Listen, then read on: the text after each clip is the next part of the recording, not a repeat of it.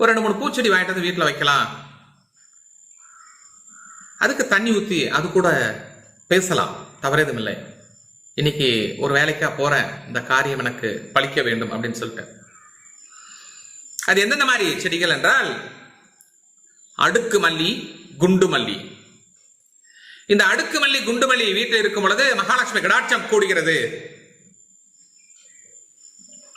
இந்த அடுக்கு மல்லியை எடுக்கும் பொழுதே மகாலட்சுமியோட